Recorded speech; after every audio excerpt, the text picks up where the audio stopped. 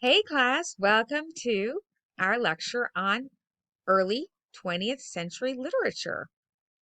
All right, so early 20th literature, as the name implies, it we in the past week we studied, turn of the century literature, so from the 1800s into the 1900s.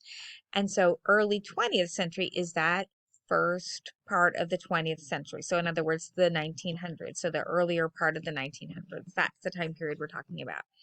The early 20th century logically continued where the 19th century left off. New scientific, psychological, archaeological, technological, and mechanical advances leapt into and altered people's lives radically and dramatically, as they had done so in the 19th century, though these early 20th century advances were perhaps even more radical. Telephones, which was a late 19th century invention, but widespread use not until the 20th century. As you recall from one of the pieces we read um, this week, Trifles, in that play, um, one of the people who had, well, the person who had discovered that John Wright was dead or what happened? No, he was going to see the Wrights to see, he had already seen the Wrights. That's what it was. He had seen the Wrights. He talked to Mr. Wright, at least, about putting in a party line, right? And a party line was a way that people could have a telephone, but they'd share it among like a whole group of households so that they would split the cost. So it was because it was very expensive and they didn't need it all that much, but they could actually communicate with people through it. But they would a lot of times go in on it as a group of people. So it would be a part called a party line. Anyway,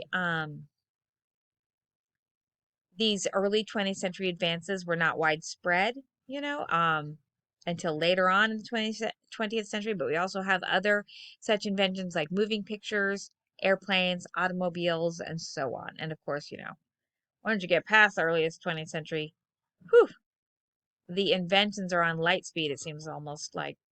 Anyway, new theories and schools of thought were both deepening and even shaking the foundations of belief that had shaped the Victorian era. Remember the Victorian era? That was when Queen Victoria was the Queen of England. That was during um, the latter half of the 1800s and just a wee bit into the early 1900s. For instance, if God were dead at the turn of the century, he was being replaced by Fraser's Myths and Rituals. Jim Fraser, he wrote The Golden Bough, and he traced a lot of people's myths and rituals across all sorts of civilizations and time periods. And that was to see, if there were commonalities, and if there were commonalities, what was behind that commonality among the myths and rituals. Was there a God commonality? In other words, does that then prove the existence of God if you have this turning up in myths and rituals throughout all of the civilizations, or at least a lot of civilizations over different time periods and geographical areas? Or does it maybe argue for like a predisposition in humans for whatever reason to have some sort of um, higher level being explaining things in the universe and making meaning. Anyway, you have all those kinds of theories cropping up during this time period.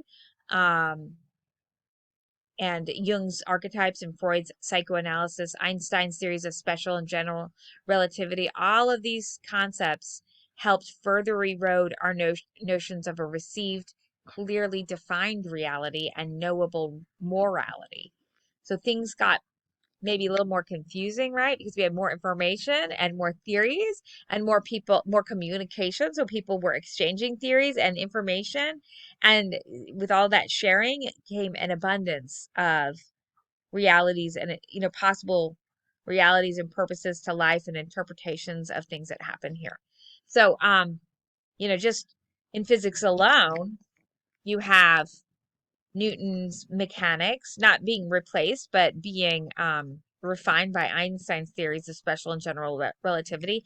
And on the quantum scale, things were worked almost the opposite of how they worked on the larger Newtonian scale. So it's very interesting. Like things got turned topsy turvy, upside down, and um, it could be a very confusing time for people because things that they used to think, oh, I know this, I know for sure how this works, it turned upside down, those old interpretations and understandings, in many respects.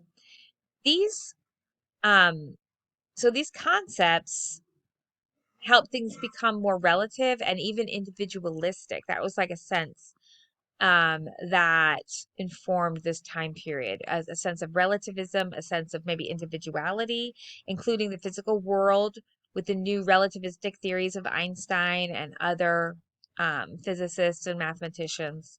You know, we went from what the Earth being the center of the universe to all of a sudden the sun's the center of the universe to all of a sudden, wait, everything is on a straight line pattern, but gravity warps the space-time continuum to make things look as if they're curving. Oh, it's it is mind-blowing. Like I can't even quite wrap my head around all these things. But anyway, Victoria died, Queen Victoria, that is, of England, who was the monarch during that latter half of the 1800s, and her son Edward VII inherited the throne. Pruderies maintained during this quote unquote Georgian afternoon. That's the time that they um called like kind of after Victoria was alive. You had Edward VII and then after that, George, we have I think George fifth, sixth, seventh, and yeah. No, wait, not the seventh. George fifth and sixth. There we go. Oh, and the fourth. George fourth, fifth, and sixth. All right, so the war started in 1914. Oh wait, back up. World War One started, okay? During this time, this early 1900s time period. It started in 1914 for England and lasted till 1918. So it brought the Western world to its knees. It involved most of the countries of Europe. The United States, which had largely been isolationist during this time period and neutral, did not enter the war until actually 1917. A lot of times we think the United States was in World War One the whole time, all 4 years from 1914 to 1918, but it was not. It did all sorts of things to like avoid getting entangled in those overseas wars. We weren't quite a superpower then. No, we weren't a superpower at all. And it was like, a great distance to travel. And so there were all these reasons brought up for why that war didn't apply to us, didn't need to involve us. However, we entered in 1917 when things were so bad.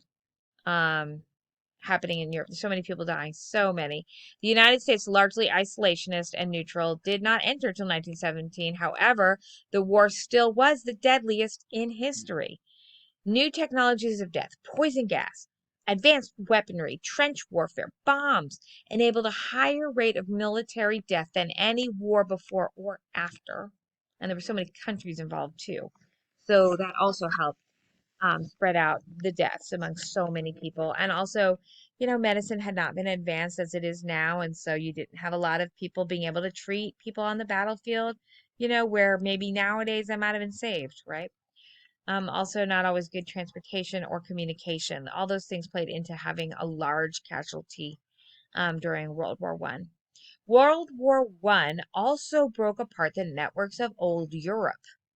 So during this time period, there were all sorts of empires, like the Austro-Hungarian Empire. That was a huge empire that had been around since the 1200s.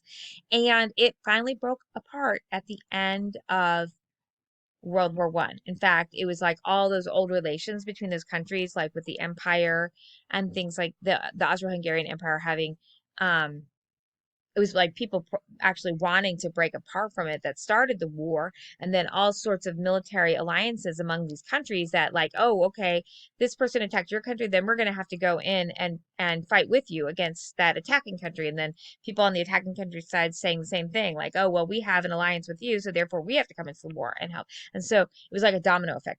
Country after country after country in Europe got involved, fighting these old regime wars, from old Europe.